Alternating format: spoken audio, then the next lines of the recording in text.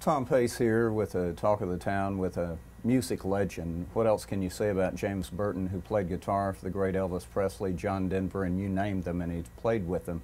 But the thing that's most unique that we're learning is that the one, the only James Burton, who has a line of Fender Telecasters named after him as electric guitars, also played sessions with, back into the middle 60s, with the one, the only Michael Jackson and the Jackson 5. Is that true? That's correct. In the 60s, I was a sideman guitar player, recording with all artists. And one week, I would be in the studio with the Jackson 5.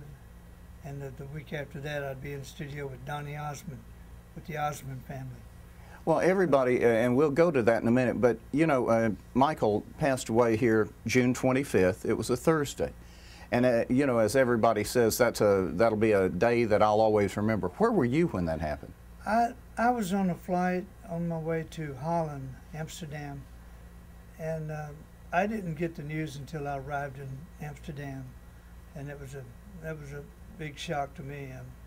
I mean, you know, working with Elvis and you know, Elvis's daughter Lisa Marie and Michael were very close, good friends at one time, and I believe they got married at one point. And I got a very nice letter from, actually email from Lisa Marie, and very nice. She was very sad about the whole thing. It was a very sad day. Now, take us to the Michael Jackson that you know and love. You said you really, really respected him. Is that right? Michael was an incredible talent. I mean, he was a great entertainer. He was a great dancer, and he had great ideas. And the whole family was very talented. And, I mean, it was just amazing. When you played session and played guitar, did they request you? How did that come about? No, actually, you know, when you do a lot of recordings, they have contractors that call. They, you know, certain A&R people request certain people, and I happened to be in that clique at that time, and I had called for those sessions. Did you have any idea at that time the talent of Michael Jackson? Because everybody is saying, even the label back then, after he recorded on Steel Town and then went to the other label, that he was just a genius. Well, when I saw him on the Motown shows, and when he was very young, I knew the guy had incredible talent. And which, did you do ABC, the song ABC and all that? Did you do? You know, I don't recall what we actually recorded. I was doing 5 sessions a day. I was with all different artists. Really? So it gets to be very confusing sometimes. But what was it like in the studio? Was he in command even back then? Did you see that persona back then? Well, you know, actually, you know, they weren't necessarily in the studio. What we do is we go and cut the tracks, and they come in and put vocals on. Oh, okay. But he did come in at one point that they were there one particular day. I remember that when we were recording, and they were very nice, just very nice people. Now, whenever you look at that, and you look at your life, and you look at his life as being cut short at 50, and here was Elvis that passed away at 42, and there was one other, what I call a music icon, that left us at an early age, 29 years old, a guy named Hank Williams Sr. That's true. There's been many, and I have had the privilege and pleasure to have worked with most of those artists. How does it feel to see them go down in their prime, if you will? And everybody wants to know, is Elvis really dead? Well, yes. A very simple answer. Okay. Unfortunately, you know, it's life, and we're born to die, and we don't have any set time, and we can't predict that. And you know, that's strictly up to my God that makes those choices. And I do know that you can, there are things you can do in your life to hasten it. Linger, yeah. Make it either quicker or longer. Absolutely. And drugs, though, apparently played a role in Elvis's demise, also Hank Sr.'s. Well, I never saw any of that, but I know that people that have extreme mood changes, there's something going on. Elvis was, the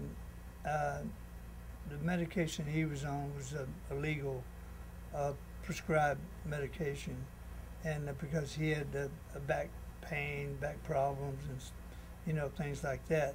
So it was a prescribed medication.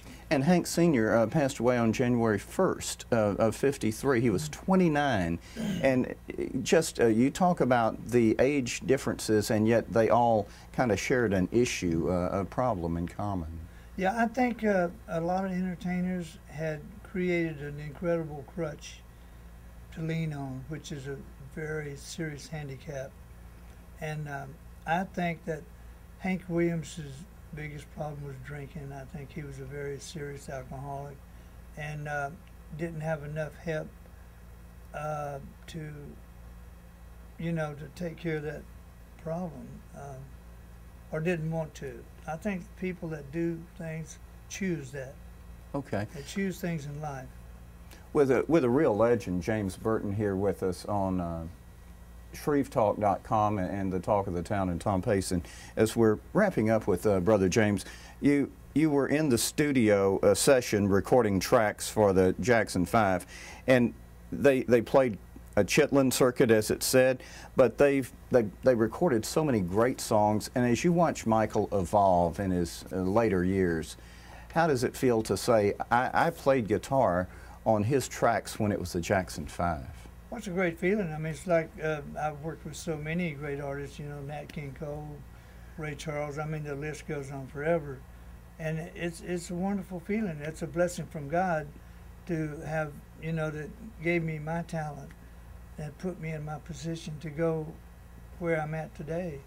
And I'm still doing what I love doing.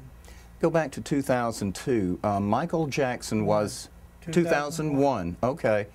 Michael Jackson inducted into the Rock and Roll Hall of Fame the same year you were. That's right. What about that night?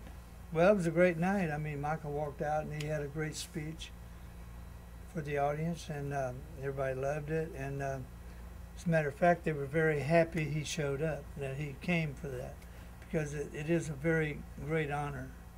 And I was happy to be there, and Aerosmith and Queen, and on and on. I mean, it was a great night.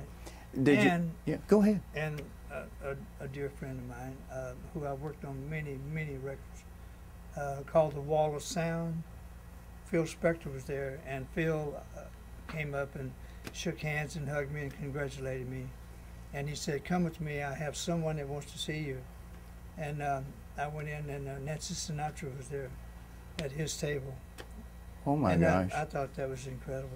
Wow. You truly were among a group of legends in music history when you were inducted into the Rock. And my hero, Keith Richards, inducted me. And Johnny Johnson at the same time, the piano player for Chuck Berry. Oh my gosh, James, It was an incredible night, man. My family was there. Miss Louise and all the kids? Oh, yeah. And now, did you get to hug Michael? Did Michael say anything to you that night? No, he was in a different, we had like 2 or 3 stages set up, mm-hmm. and he was on a different stage that we were on. So, it was a very quick thing. It was many people being inducted, and it just happened to be a very busy night for everyone. But just the fact that you were part of the class of 2001 in the Rock and Roll Hall of Fame. I think it's an honor, I think. Well, you certainly deserve it. You certainly deserve it. Camera, right?